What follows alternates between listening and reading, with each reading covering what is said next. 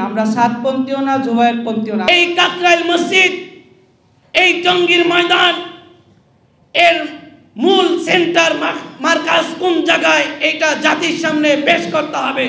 এবং এই সংগঠন থেকে কারা বাহির হয়ে নতুন করে সংগঠন করেছে, নতুন করে দাওয়াত তাবলীগ প্রতিষ্ঠিত করতে চাচ্ছে, এই বিষয়টাও জাতির সামনে ক্লিয়ার করতে হবে। 18 তারিখে 17 তারিখে সাজ্জিদ আলম, হাসনাত আলম গিয়ে কেন তাদেরকে সান্ত্বনা দিবে, আর পূর্বেই কেন মাঠে কারা ছিল, এটাকে জাতির সামনে ক্লিয়ার করতে হবে।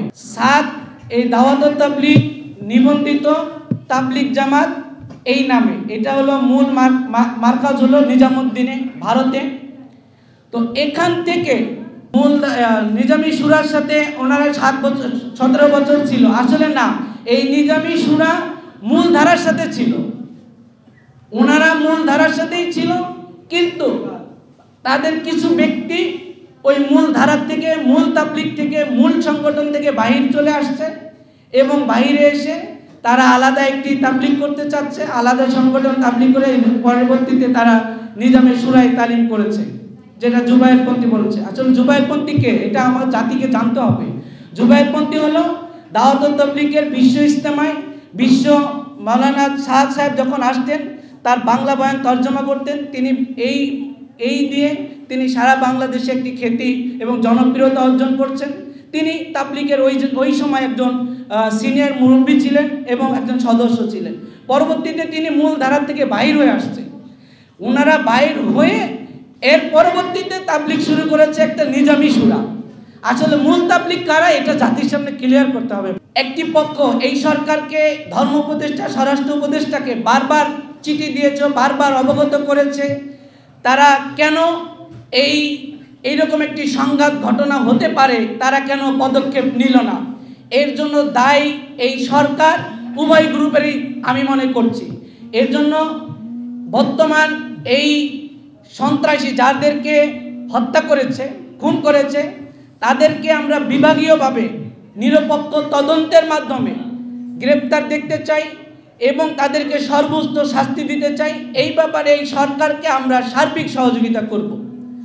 আর যদি এক পক্ষের উপরে, আর দেখেন আজকে উভয় পক্ষের কিন্তু মানুষ হত্যা হয়েছে, খুন হয়েছে, কিন্তু এক পক্ষের উপরে আর তাদের মামলা নিয়েছে, তাদেরকে গ্রেপ্তার করছে, আর অপর পক্ষের যিনি খুন হয়েছে একজন, আমরা মিডিয়ার মাধ্যমে জানতে পেরেছি, তাদের কোনো মামলা নেয়নি এবং তাদের মামলাও পর্যন্ত এই প্রশাসন নিচ্ছে না। যেই প্রশাসন আওয়ামী লীগ যেইভাবে হুকুম করত, ফ্যাসিস্ট স্টাইল করত, তার মতের বিরুদ্ধে যারা ছিল গ্রেপ্তারের হুকুম আসতো, এই প্রশাসন সেই ভূমিকায় রেখেছিল। এখন আমরা দেখছি যে এক পক্ষের উপরে একটা গাইবী মদত, মানে গাইবীভাবে দিক নির্দেশনা দেওয়ার কারণে এক পক্ষের উপরে মামলা হচ্ছে, তাদেরকে গ্রেপ্তার করছে, আরেক পক্ষের উপরে তারা এই দেশে বুক ফুলিয়ে চলছে। কিন্তু এই হত্যার জন্য আমি উভয় পক্ষ এবং সরকারের এই স্বরাষ্ট্র উপদেষ্টা, ধর্ম উপদেষ্টার আমি দায়ী মনে করছি, এই দেশের জনগণ দায়ী মনে করছে। এই দেশের জনগণকে জানাতে হবে, এই কাকরাইল মসজিদ, এই জঙ্গির ময়দান এর মূল সেন্টার মার্কাজ কোন জায়গায়, এটা জাতির সামনে পেশ করতে হবে।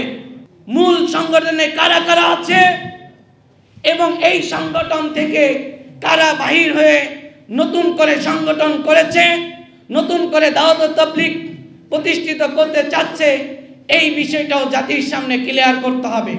কেন হাসনাত আব্দুল্লাহ, সাজ্জিদ আলম কেন 17 তারিখে 18 তারিখে গিয়ে ইজতেমা, ওই পক্ষের তাদের এই দেশের, তারা এই দেশের জনগণ, তারা এই দেশের নাগরিক, সে যেই গ্রুপই হোক, তারা একটি 20 তারিখে প্রোগ্রাম করবে, 18 তারিখে 17 তারিখে সাজ্জিদ আলম, হাসনাত আলম গিয়ে কেন তাদেরকে সান্ত্বনা দিবে, আর পূর্বেই কেন মাঠে কারা ছিল, এটাকে জাতির সামনে ক্লিয়ার করতে হবে। আসলে ভাই এক পক্ষ থেকেই কিন্তু এই সংঘর্ষ বাঁধেনি, অপর পক্ষ কেন মাঠে ছিল, আর অপর পক্ষকে কেনই বা এই সাজ্জিদ আলম বলেন, হাসনাত বলেন, আর এই সরকার উপদেষ্টা বলেন, কেন তাদেরকে সরাইতে ব্যর্থ হলো?